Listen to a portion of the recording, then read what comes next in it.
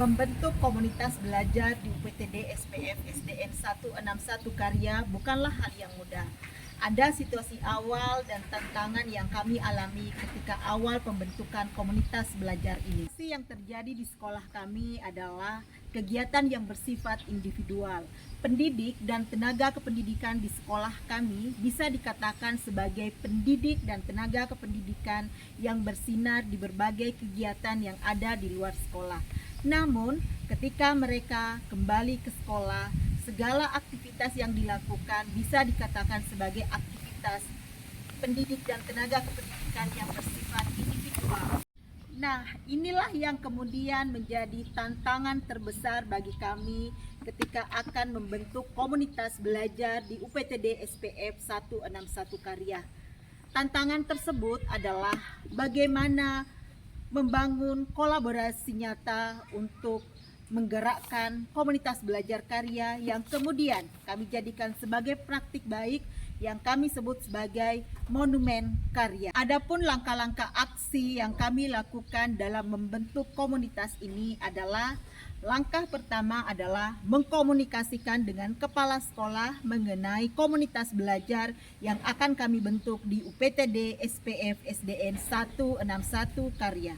Setelah kepala sekolah menyetujui mengenai pembentukan komunitas belajar di UPTD SPF SDN 161 Karya, kami melakukan langkah selanjutnya yakni langkah kedua, yaitu melakukan pendekatan awal dengan pendidik dan tenaga kependidikan yang ada di sekolah kami.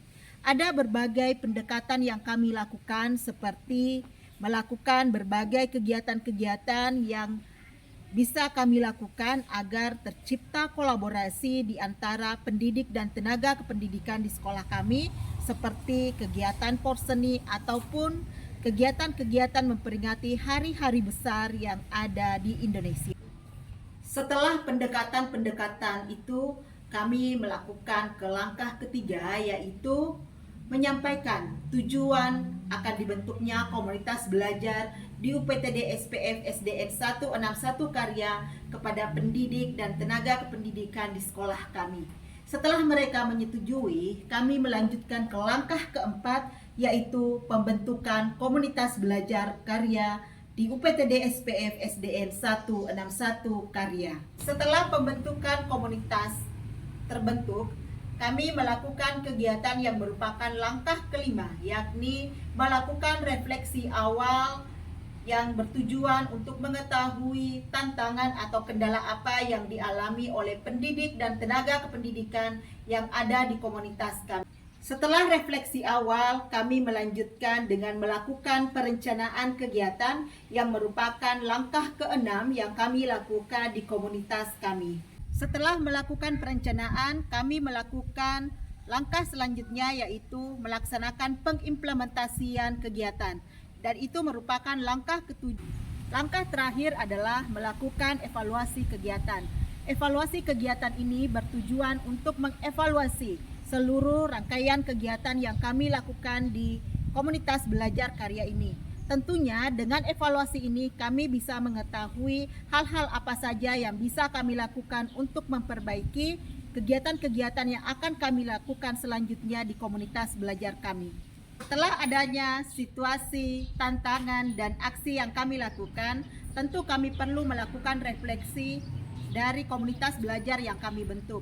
Kami tahu bahwa komunitas belajar yang kami bentuk ini belumlah sempurna. Ada beberapa tantangan-tantangan yang masih perlu kami benahi di komunitas belajar ini.